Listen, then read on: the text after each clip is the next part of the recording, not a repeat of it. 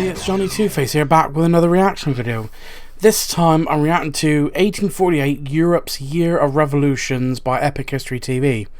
Now, it's nice to be reacting to something from Epic History TV again, and of course, as if you've been watching my channel recently, I've been reacting to the Frederick the Great documentary by House of History, and another great up-and-coming history channel here on YouTube about Frederick the Great and the 7 Years' War from Prussia's standpoint. So at the moment I'm waiting for the newest episode for that to come out, but in the meantime it's nice to be, as I said, it's nice to be reacting to something from Epic History TV again, one of the best history channels on YouTube by far, in my opinion. But anyway,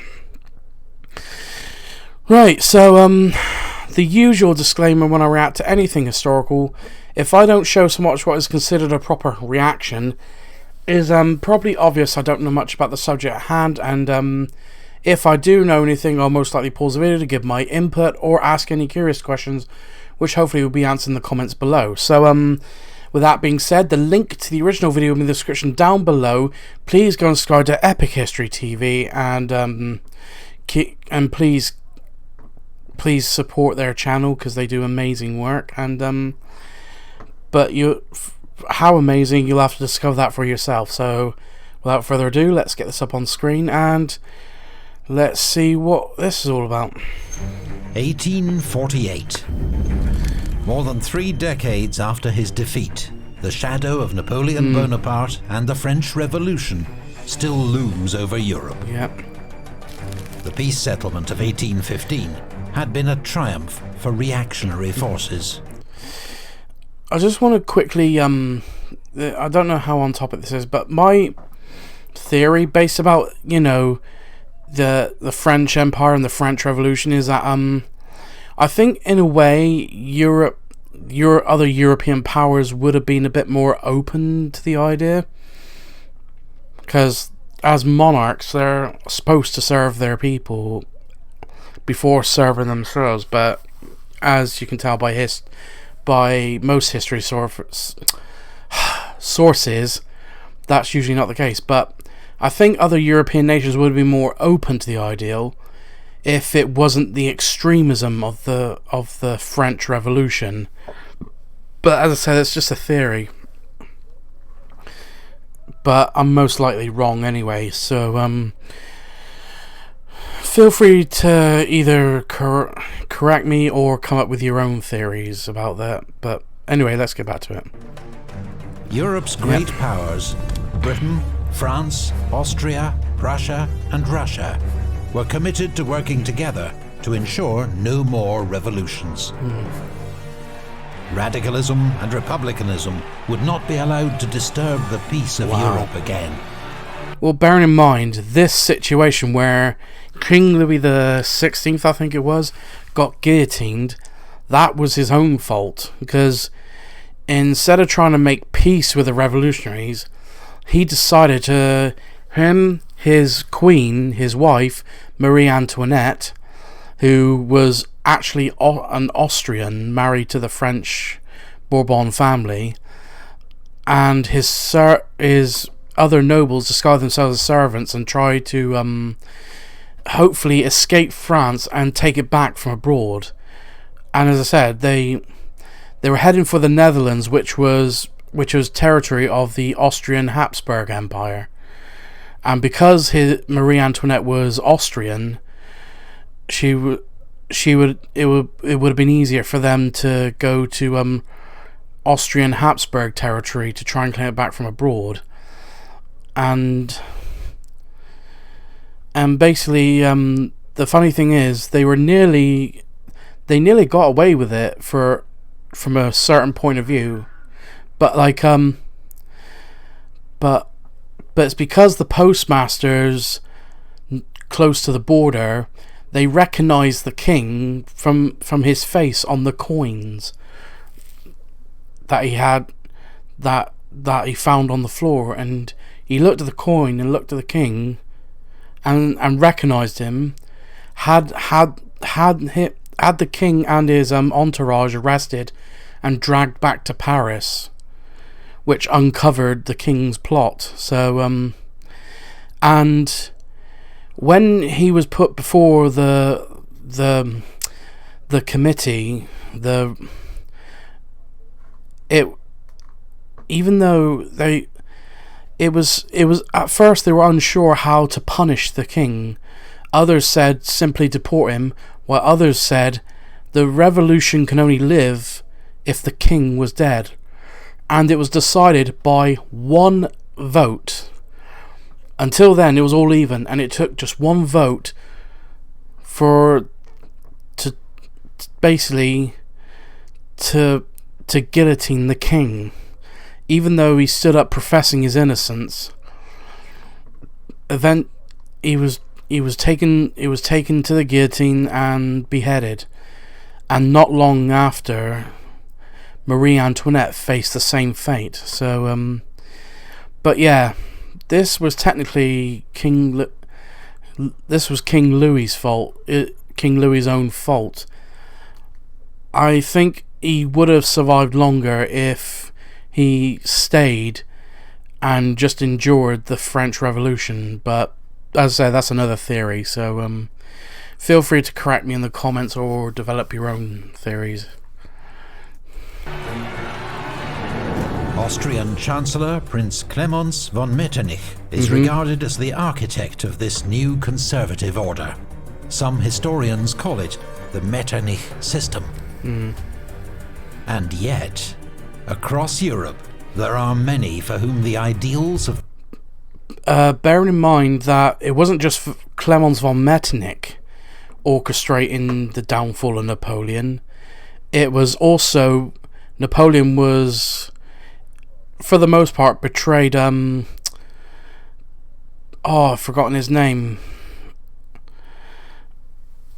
But it was a famous French minister who first served the Bourbons and then Napoleon until he fell out with him by over foreign policy. And towards the end of Napoleon's reign, he believed Napoleon was dragging France into ruin by his years of constant war and upheaval. I'll probably look it up after the video. The French Revolution remain not a nightmare, but an inspiration. Yep. Liberals seek personal freedoms and civil rights, such as equality before the law, protected by constitutions, a free press, and regular elections. Nationalists share these aims with a desire in Italy and Germany for national unification, or in the multi-ethnic Austrian Empire for greater recognition, autonomy, and respect for language. Wow. Poles continued... Which, if you've seen Epic History TV's series about the First World War, this would eventually become the Austro-Hungarian Empire. And then after World War I, this had all split up into the nations that they were before being controlled by the Austrian Habsburg Empire. To seek the restoration of an independent Poland, and have launched one bloody uprising against the Russians in 1830. Their cause is supported by liberals across Europe. Wow.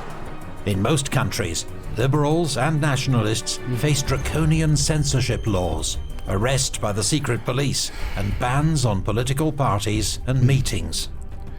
But there are all... And of course, they never learn their lesson.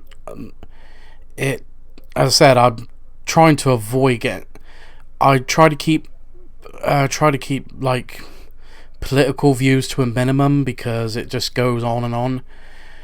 But this is what all like I think this just makes it worse because it's only just gonna.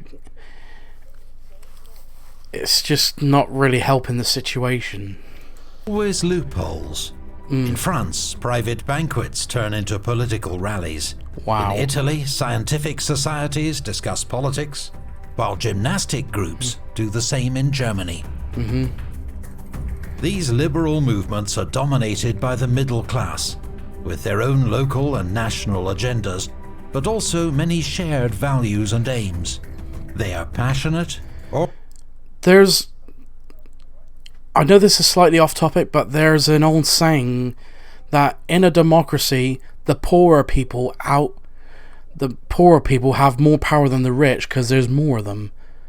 That's what happens in a democracy. I can't remember where the quote comes from, but I have heard that. Organized and waiting for their opportunity. Oh yeah. I believe that right now we are sleeping on a volcano. Can you not sense the earth is trembling again in Europe? Can you not feel the wind of revolution in the air? Alex de Tocqueville? I'm sorry for if I've butchered that. Wow.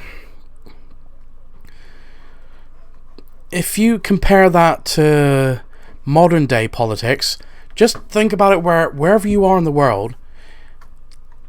Feel free to pause this video if you're watching the original to this and just in my opinion, sit back and think about it for a while and see, does it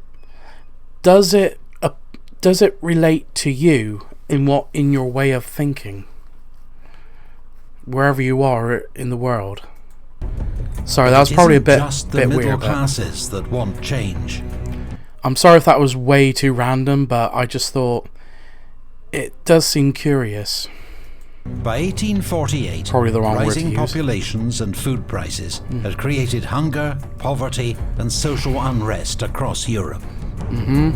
Low wages and hunger drive peasants to cities in increasing numbers, where they become cheap labor to feed the growing pace of industrialization. They live in slums and work long hours in dreadful conditions, if they can find work. And the higher-ups think that this is okay for the populace. I just never understood that mindset. Violent protests by workers and peasants are on the rise. Yep. Harvest failures and potato blight make a bad situation worse, with a deadly famine and food... Me being British, that's a bitter pill to swallow, but still, I think in Britain it makes us hate our politicians even more. Because, bear in mind, I come from a family where we don't really trust politicians, we tolerate them. Like a person tolerates herpes. That was just tragic, and it was just in my opinion. As I said, I don't really like to get political if I can help it, even though politics rules just about almost everything, but this could have been avoided. And then you got all these revolts right across the span of Europe. I'm not sure about Spain and Portugal, because I'm not sure when Portugal's empire ended, but I think Spain was still under the control of the Bourbons, the Spanish. But it's just as much as it being a bitter pill to swallow, that could have been avoided if it wasn't for mostly the politicians and other factors. But still, unless you got a time machine, it's done. Sorry, it's just like a lot of this is just tragic in my opinion. Like, it could have been avoided. Riots across France. Sorry for that little tangent. Whoops. In the face of such crises, Europe's governments offer little support or hope of reform. When French Prime Minister François Guizot is challenged that only the richest 0.5% could vote in France, he merely replies, "Enrichissez-vous, get rich." Wow. In the winter of 1847-48, a sharp economic downturn throws thousands more out of work. The case for reform is more urgent than ever, but Europe's governments fail to act. And they wonder why these protests start off peaceful and end up violent. It's just like... And this is why I'm probably one of the...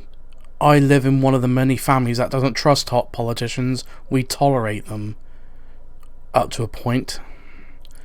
Sorry, I'm going on these weird tangents, but it's just... This... It just seems to be repeating itself, in a way. The stage is set for a European revolution. Oh, that's the problem. That's the problem. It was inevitable. This video is sponsored by Skillshare, the online community with thousands of classes to Skillshare for sponsoring this Feel free video. to check out Skillshare if you're interested. No state in Europe is in worse condition than ours. In the country where it's said to be the Garden of Europe, people die of hunger, live worse than beasts. The only law is caprice. Oop, hang on. See if I can pronounce this properly. Luigi Santambrini, Neapolitan liberal. I'm probably going to get grilled to hell in the comments for my pronunciation of some of these names. In southern Italy, the kingdom of the two Sicilies is wow. ruled by Spanish Bourbon King Ferdinand II. Wow. His disastrous agrarian reforms have united Sicilian landowners and peasants against him. His kingdom will witness 1848's first revolution. In Sicily, furious crowds chase Bourbon troops out of Palermo, and the island declares independence, readopting its liberal constitution of 1812. Revolutionary fervour spreads to the mainland. Wow. Mass rallies in Naples force King Ferdinand to issue his own constitution. In Piedmont, Sardinia, the threat of revolution persuades King Carlo Alberto to grant a constitution, and there are celebrations in the streets of Turin. Across the border in Austrian-ruled Lombardy-Venetia, Italian nationalists revolt in Milan and Venice, and drive out the Austrian garrisons. Wow. But as dramatic as these events are, they're about to be eclipsed by news from Paris. Oh, is this the second French Revolution? When France sneezes, Europe catches a cold. Clemens von Metternich. Wow. Since France's 1830 July Revolution, the country has been ruled by Louis Philippe, the so-called Citizen King. Okay. He's a more moderate figure than his Bourbon predecessor, Charles X, but he opposes further reform despite the growing economic crisis. Wow. His Prime Minister, François Guizot, is hated. When he bans the banquets that are really opposition rallies, angry crowds march through Paris, chanting, "Down with Guizot, long live reform." Guizot resigns, but it is not enough. Nope. Nervous troops fire on the crowds. 52 civilians are killed. Louis Philippe. This to me is it just reminds me of the American War for Independence when the Boston Massacre, I believe, if I remember rightly. Apparently, nervous British troops fired on a crowd of colonists, and I can't remember how many colonists were killed at the time, but it was one of the big powder kegs that blew up that started the American War for Independence, or War of Independence. It's up to you how you want to portray that title, but this is sort of what reminds me of it. Philippe loses control of the capital, and as the mob advances on the Tuileries Palace, he abdicates and flees to England. Okay. A new provisional government is formed, and from the Hôtel de Ville, new Foreign Minister Alphonse de Lamartine announces, "The Republic has been proclaimed." Wow. France's monarchy has fallen in just 3 days. Not for the first time. The news is carried across Europe by the new telegraph system. Oh, wow. The effect is electrifying.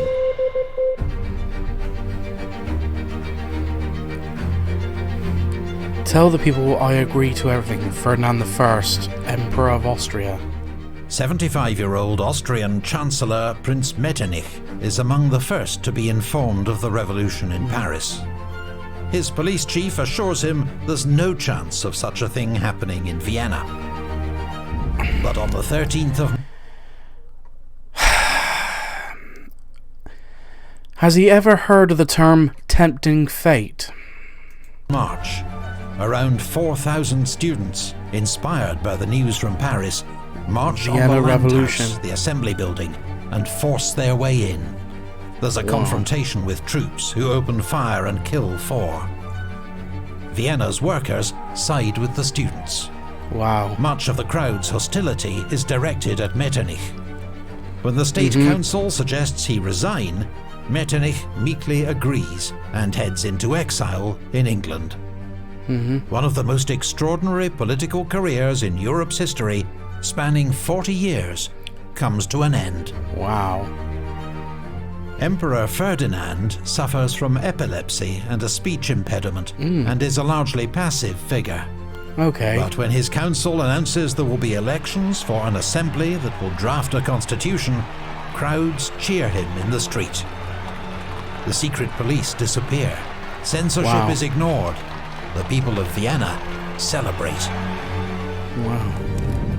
Nationalists within the Austrian Empire are also inspired by events. In the Hungarian parliament, politician Lajos... Is that what? I'm a bit confused why there's a German flag. Was this the flag for the Austrians at the time? Because that's a bit confusing. Kossuth makes a fiery speech denouncing Habsburg absolutism as the pestilential air which dulls our nerves and paralyzes our spirit. His speech is printed and circulated widely, inspiring others across the empire. Hungarians launched their own revolution, with 12 demands that include greater autonomy, a free press, and parliamentary reform. Czech liberals in Prague form a national committee and also send their demands to Vienna. There is even a Romanian nationalist uprising in the Ottoman province of Wallachia, forcing the abdication of the local prince.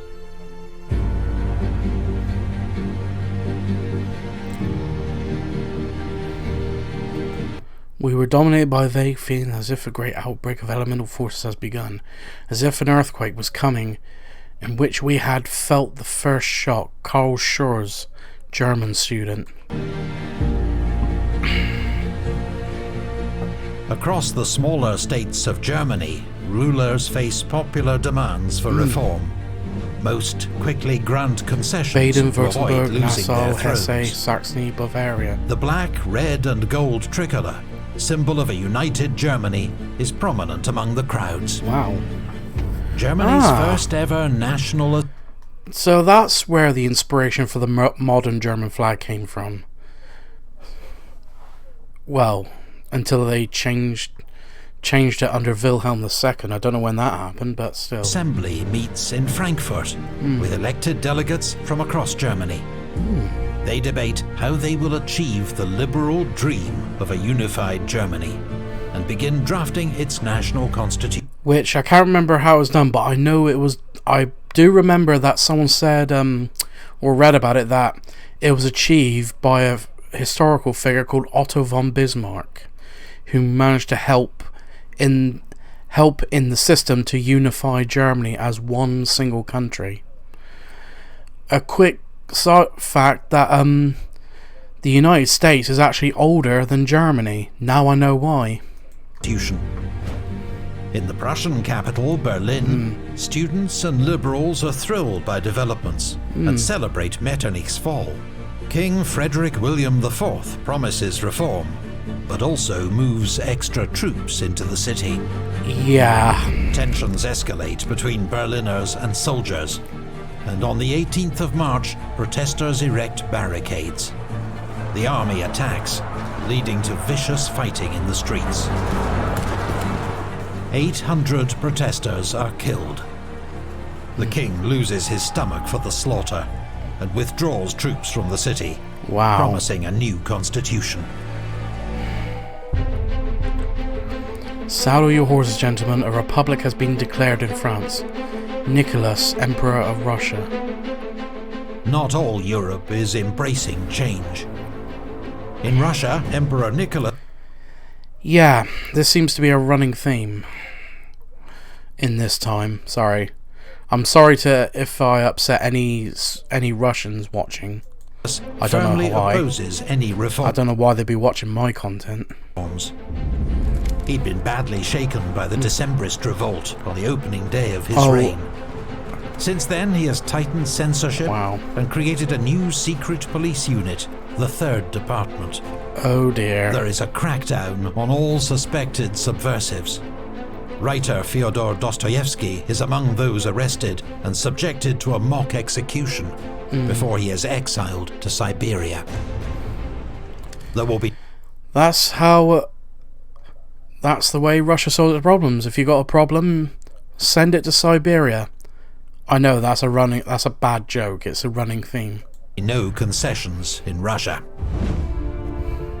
By European standards, Britain is already a liberal constitutional monarchy, and the middle classes broadly accept the status quo.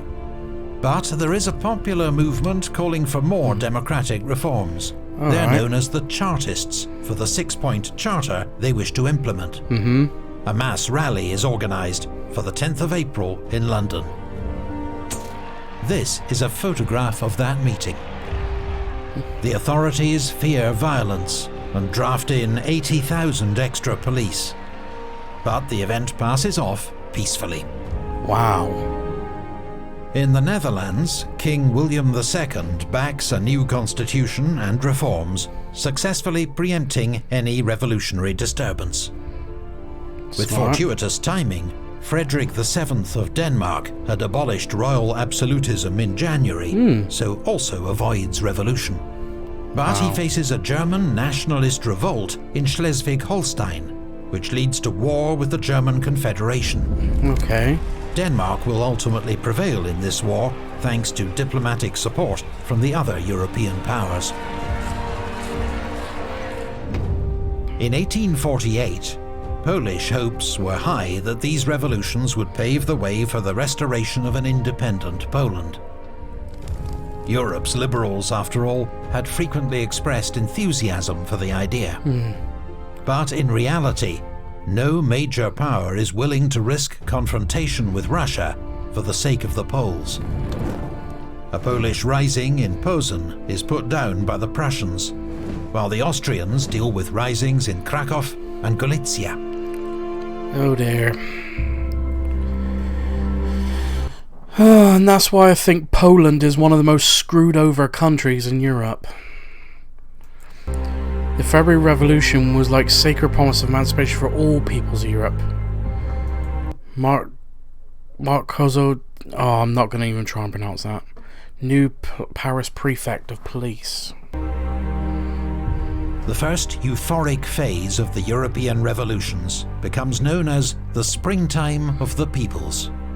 With censorship relaxed, there's an explosion in the number of newspapers, among them Cologne's radical new daily, Neue Rheinische Zeitung, edited by Karl Marx. It feels like the dawn of a new era. But these early successes are built on the back of an uneasy alliance, as Marx is quick to highlight. Middle-class liberals want constitutions, more inclusion in politics, and a free press. Workers, who are the revolutionary foot soldiers in many cities, want cheaper food and the right to work. German radicals sum it up with a neat pun: freedom to read versus freedom to feed.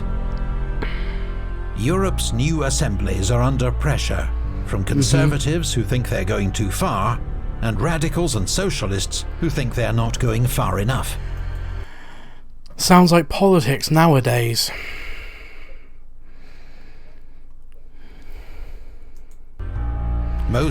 where people think, oh, you either got to be left wing or right wing. No, you can be centralist. Think down the middle, in between. Seeing the good and bad from both sides, and then making a better, more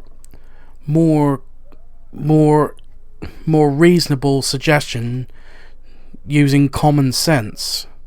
But again, that's putting too much faith in politicians. Horrifying of all to Europe's middle class, there hovers the threat of mass, direct action, social revolution, the mob.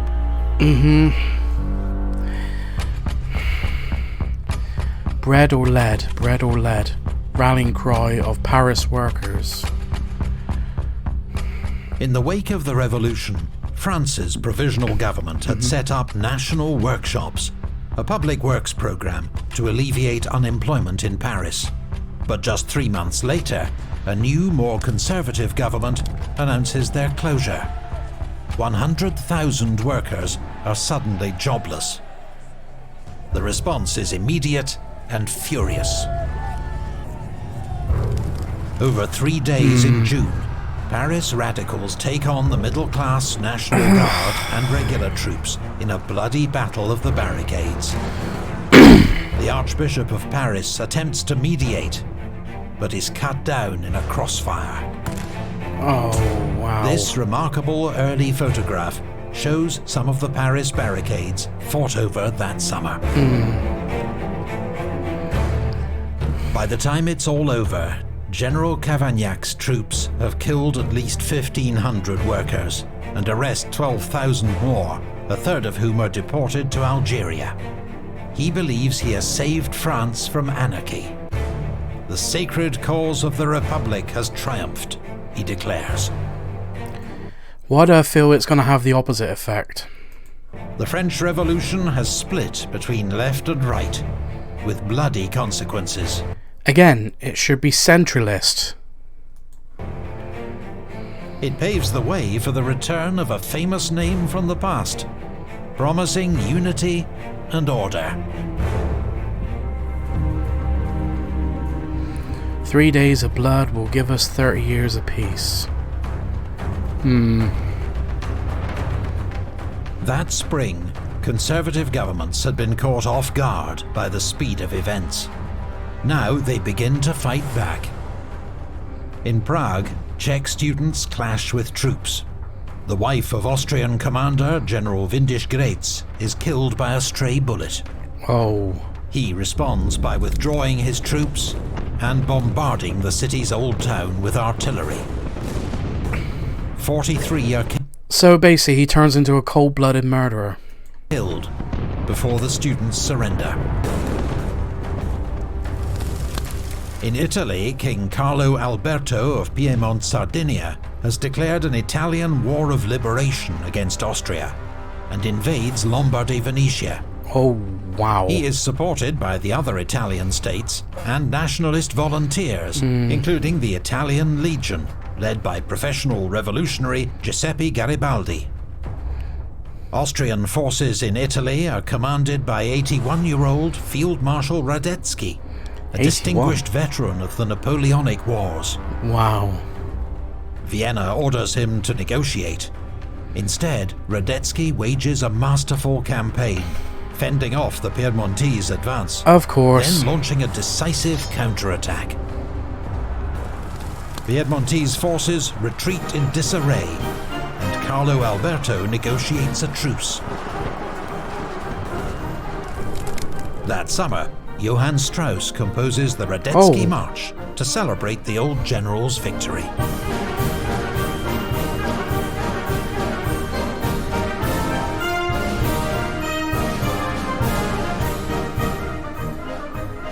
Meanwhile, Austrian relations with Hungary are in crisis. The country is now effectively independent, with its own elected parliament and a prime minister, Lajos Batthyány. But not everyone wants to be part of the new Hungary. Savage ethnic conflicts break out between Hungarians and Romanians in Transylvania and Hungarians and Serbs in Vojvodina, leaving thousands dead. An even greater threat is Croatian General Josip Jelačić, a fire-breathing imperial loyalist who takes matters into his own hands and invades what he regards as a renegade province. The Emperor still hopes for a peaceful resolution and sends a loyal general, Count Lamberg, to take command of Hungarian military forces. But on arrival, he's brutally murdered by a mob. Oh, wow. Appalled, the imperial government declares war on the Hungarian revolutionaries. This in turn outrages liberals and radicals in Vienna. Wow. There is fresh violence on the streets, and the Austrian Minister of War is lynched. Troops evacuate the city, while the Emperor flees to Olmütz. Jelačić marches to the government's aid. He joins forces with Windisch Graetz outside Vienna, and together they bombard the city. Then they attack. The October Rising is crushed, with the loss of 2,000 lives. 25 revolutionary leaders are executed, including Robert Blum, a member of the German parliament in Frankfurt. He becomes a celebrated martyr of the revolutions. With Vienna secure, the Austrian invasion of Hungary can begin. The Hungarians are heavily outnumbered. Budapest falls, and the Hungarian government evacuates to Debrecen. We have now 40,000 men in and around Berlin. Order in Berlin, we shall have order in the country. Helmut von Following Moltke. the violence in Berlin that March, the King of Prussia withdraws to his palace at Potsdam, on the outskirts of the city. Here he is surrounded by loyal troops and conservative advisors, including a 33-year-old aristocrat named Otto von Bismarck. Oh, this is where Otto von Bismarck. When asked for his view on what should be done, Bismarck says nothing, but leans over to a piano and taps out the March of the Prussian Infantry. The forces of conservatism are strong in Prussia. There is deep loyalty to the state and the king.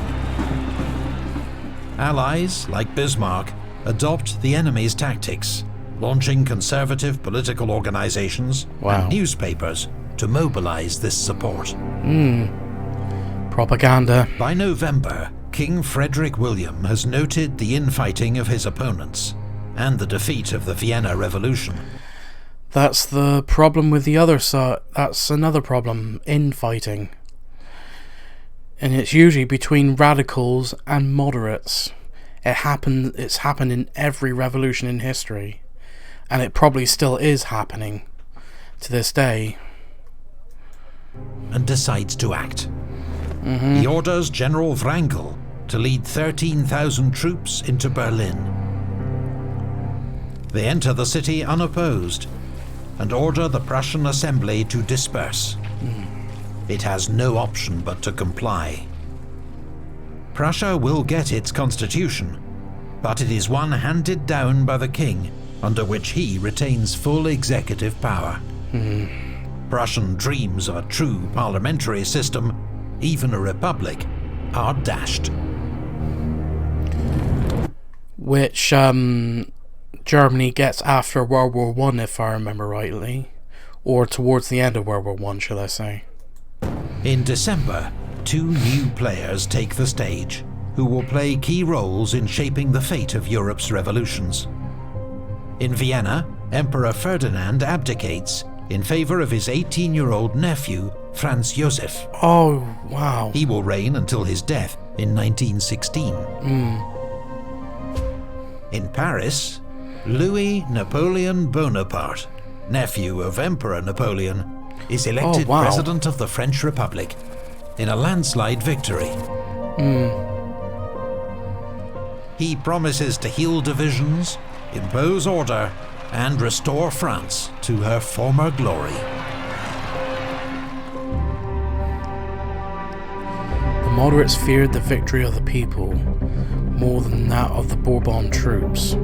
Francesco Crispi, Sicilian revolutionary. In Italy, the tumult continues into 1849. In the Papal States, the reforms of Pope Pius had seen him held up as an unlikely liberal role model. Okay. But escalating radicalism and violence, notably the assassination of his justice minister, Pellegrino Rossi, caused Pope Pius to flee Rome. In his absence, a Roman Republic is declared. It is led by Giuseppe Mazzini, the iconic figurehead of Italian nationalism, who's devoted his life to the unification of his homeland. But elsewhere, the Italian cause fares badly. Carlo Alberto resumes his war with Austria, with disastrous consequences. Yeah. At the Battle of Novara, Radetzky inflicts another heavy defeat. Carlo Alberto abdicates in favor of his son, Vittorio Emanuele, to avoid a republican revolution. 12 years later, he'll become the first king of a modern united Italy. In the south, Ferdinand reverts to absolutist rule, sends troops to Sicily who stamp out the revolution. Then, to the dismay of liberals across Europe, French President Louis Napoleon sends troops to crush the Republic of Rome and put the Pope back on his throne. He has decided the support of French Catholics is more important to him than the fate of Italian Republicans. French forces... That's why politics and religion should never mix. ...are led by General Oudinot, son of the famous Marshal. Wow. Rome's defenders are led by Garibaldi. But despite skilled and courageous resistance, Rome is forced to surrender after a 2-month siege. That summer, Radetzky also retakes Venice and puts an end to its republic. In March, the German National Parliament in Frankfurt had finally agreed on a constitution for a united Germany. It is to be a constitutional monarchy under an emperor. The man intended to play this role is Frederick William of Prussia. So when he declines the offer, the plan is killed stone dead. In public, he says it is impossible without the consent of the other German princes. In private, he says he would never accept a crown from the gutter, disgraced by the stink of revolution. Revolts and monarchies of this time wonder why they are not so popular. In support of the national constitution break out in Saxony, the Palatinate, and the Grand Duchy of Baden. They are crushed by local forces, assisted by Prussian troops. The Frankfurt Parliament itself is dissolved. What hope there had been for a united Germany under a liberal constitution lies in ruins. In Austria, the new Emperor Franz Joseph issues his own new constitution, reclaiming almost all political power. He also revokes all the liberal reforms passed by the Hungarian parliament, known as the April Laws. In response, Lajos Kossuth declares formal Hungarian independence, and the country begins an extraordinary campaign of military mobilization. Hungarian commander General Gergely retakes Budapest. He then launches a bloody assault on Buda Castle, overpowering its Austrian garrison. In desperation, the Austrian Emperor travels to Warsaw to formally request military aid from the Emperor of Russia. Russian troops have already moved into Moldavia and then Wallachia to put down the Romanian liberal revolution. Nicholas now agrees to send troops to Hungary to crush those he describes as the enemies of order and tranquility. Hungary faces an impossible strategic situation, surrounded and outnumbered more than 2-1. The combined onslaught... As I said, I try and keep politics to a minimum, but all I can see here is peace by subjugation. but I could be wrong, so I'm probably going to get grilled in the comments for this, but still. Slaughter is irresistible. The Hungarian forces are driven south and finally forced to surrender. In the aftermath, around 120 Hungarian politicians and army officers are executed. So ends Hungary's War of Independence. The fate of European democracy has slipped from our hands. Pierre-Joseph Proudhon, French socialist. 1848 was a year like no other. A series of seismic political events following one upon another like falling dominoes. But what had been achieved? A British historian famously described 1848 as the turning point at which modern history failed to turn. And for all the euphoria of Europe's springtime of the peoples, by 1849, it seemed that the counter-revolutionaries had won everywhere. But some gains did endure, such as the abolition of serfdom in Austria and the popular vote in France, though France became a little less democratic in 1852, after Louis Napoleon made himself emperor. Across Europe, governments modernized and paid more attention to economic and social issues, partly in response to the new challenges that had emerged from socialist and working-class politics. The causes of German and Italian unification had been defeated, but made giant strides and learned crucial lessons. Their goals would not be achieved by ideas alone, but the realities of force. In the words of Bismarck, the great questions of the day were to be settled not through speeches and majority decisions, but by iron and blood. It would be war. Seems to be a running thing of revolutions. Luckily not so much nowadays, but it could still happen. Wars waged by powerful monarchies that united Germany and Italy.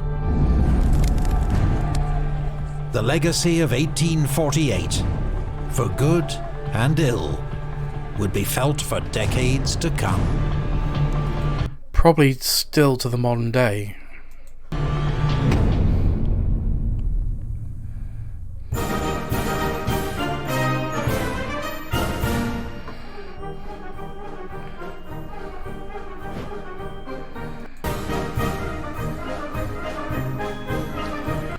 Okay, that'll do it, and this has been quite a good video, and I know it's going to divide opinion, like a lot of stuff, when especially it involves politics in any area, but sorry. But as I said it's as I said, I've put the link to the original video in the description down below, so feel free to watch the original, and you'll have to develop your own thoughts on this, because like I'm not speaking for anyone but myself, and my thoughts are my own, and you'll have to develop your own thoughts. But still, if you like this reaction, please like, comment and subscribe, and I'll see you in the next video.